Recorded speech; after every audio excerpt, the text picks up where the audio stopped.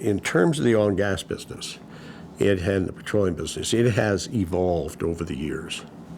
The world now consumes about 85, 86 million barrels of oil every day.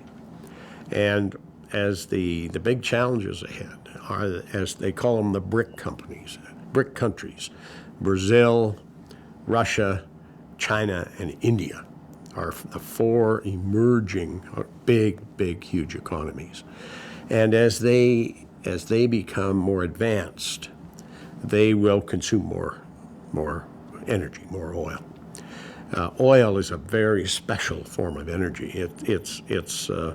Its unique characteristics are that you can put it in a cup, you can carry it around, it's powerful, and natural gas doesn't.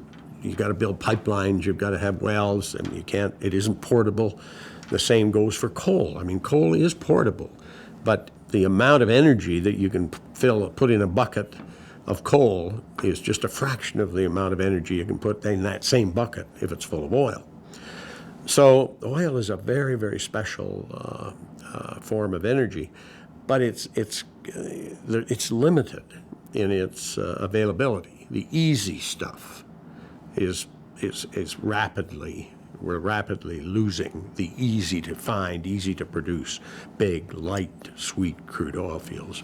And more of our oil is heavy, and more of our oil is more difficult to produce. It comes in the form of a triangle. There's a little bit of really good stuff.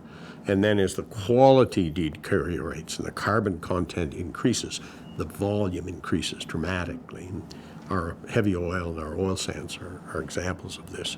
And so, and I think our challenge is that the world needs these difficult to produce oils, whether they're in Venezuela, whether they're in Russia, whether they're in Alberta. We have a lot in Alberta.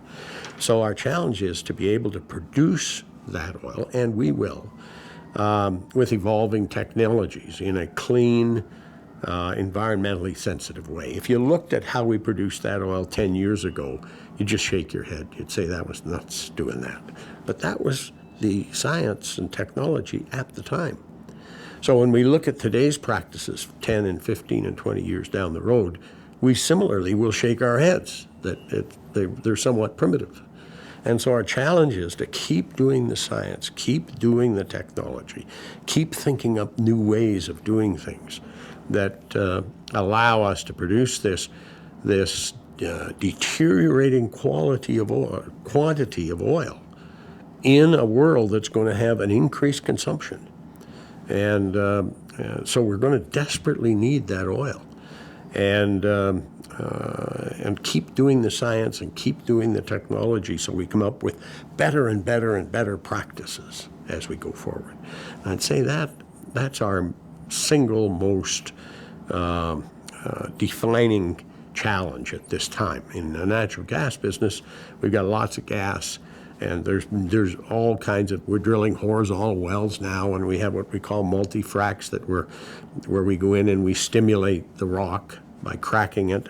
And a lot of that technology was invented right here in Alberta. It's being used everywhere now.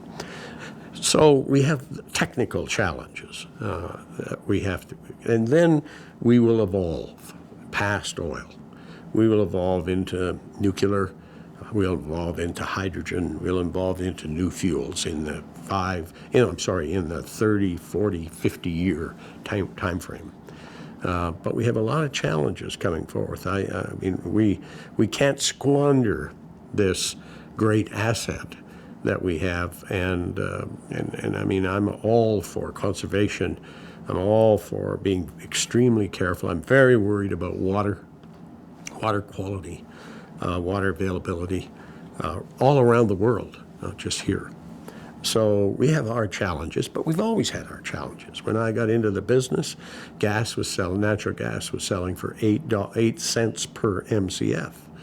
Now it's today at around $5.50, $6, and we think that's low. We think it should be up around $7, $8, or $9.